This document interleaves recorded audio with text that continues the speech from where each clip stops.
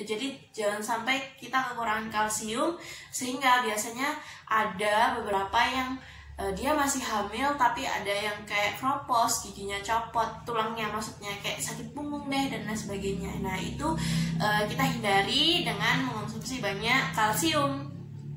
Nah kalau makanan yang ketiga yang aku makan itu ada buah kismis, buah atau camilan ya, karena itu buah kering ya, kismis. Jadi waktu itu aku beli kismis karena aku ngerasa kismis kan agak kecut gitu ya. Nah macam-macam kismis itu kan ada banyak, ada yang warnanya agak coklat banget yang biasa dipakai di kue-kue, dan itu curah biasanya jualannya, itu kan manis banget dan rasanya juga nggak, kualitasnya nggak premium.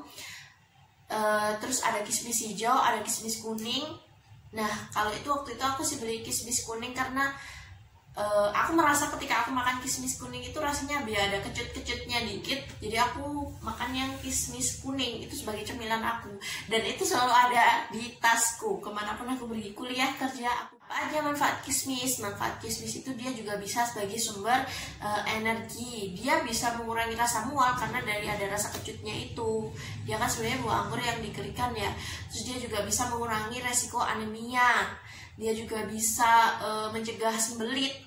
Dia sumber serat yang tinggi. Dia juga bisa sebagai apa ya, sumber kesehatan gitu loh buat mata sama pendengaran janin. Intinya dia juga dibutuhkan sama janin.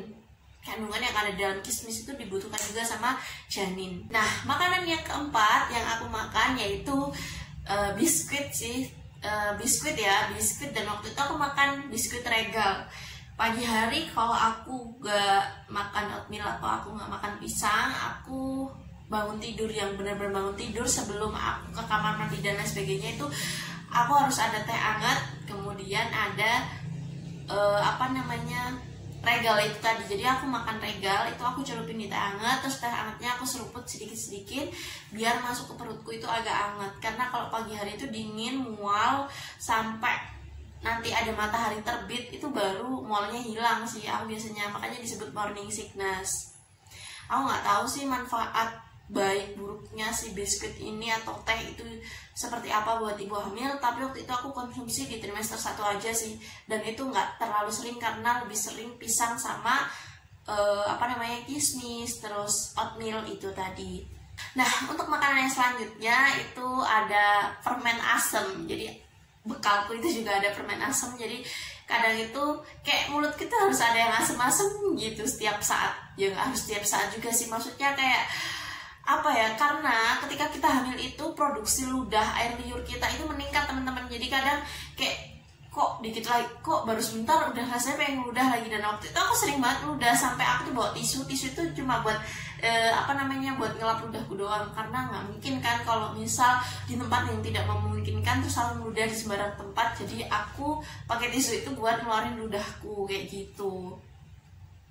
Nah ada buah yang aku makan juga di trimester 1 sampai trimester 2 itu ada jeruk, anggur, sama alpukat. Nah aku itu aslinya nggak begitu suka buah teman-teman, tapi nggak tahu kenapa saat hamil itu lihat buah tuh kayak seger gitu, apalagi yang kecut-kecut. Jeruk, apalagi jeruk, aku tuh gak suka jeruk teman-teman, tapi waktu aku hamil itu aku bisa makan jeruk itu 1 minggu itu mungkin 2-3 kilo, dan aku makan sendiri, dan itu aku pilih jeruk yang kewecut teman-teman. Nah kebetulan di dekat rumahku itu ada wisata petik jeruk waktu aku hamil ya. Waktu aku hamil tuh ada wisata petik jeruk, jadi kita petik jeruk sendiri. Itu aku tuh kesana metik jeruk itu bukannya petik yang udah mateng, yang warnanya kok oranye kuning, yang udah kelihatan seger manisnya dan lain sebagainya, tapi enggak, aku tuh cari yang masih ada hijau-hijau terus kuningnya cuma dikit kayak gitu, yang aku bayangin tuh kecut.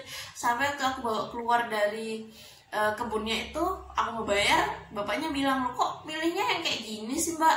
Nggak taunya karena aku hamil. Terus aku bilang, "Iya pengennya yang kecut-kecut soalnya hamil." Barulah bapaknya paham kayak gitu. Padahal aku nggak suka buah, tapi jeruk itu aku bisa habisin sekitar ya itu tadi 2-3 kilo.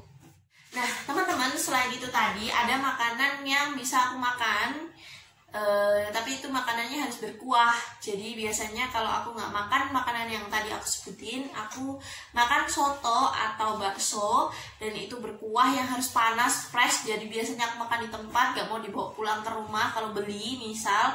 Dan itu aku nggak pakai sambal. Awalnya aku suka pedes teman-teman, aku tuh suka banget makanan pedes. Tapi di trimester 1 aku nggak bisa makan pedes, itu langsung keselak. Makan pedes itu langsung keselak atau nggak langsung mual sih enggak, tapi kayak keselak terus kayak rasa itu pedesnya tuh apa ya, kayak pedes banget gitu loh, padahal cuma dikit banget. Dan akhirnya aku makan soto sama bakso itu aku nggak pernah pakai sambal atau saus, aku pakainya cuka doang, cuka, atau kalau soto aku pakai jeruknya. Nah selainnya ya kalau aku bisa makan nasi aku makan nasi, kalau enggak ya aku berarti nyemil yang tadi aku sebutin.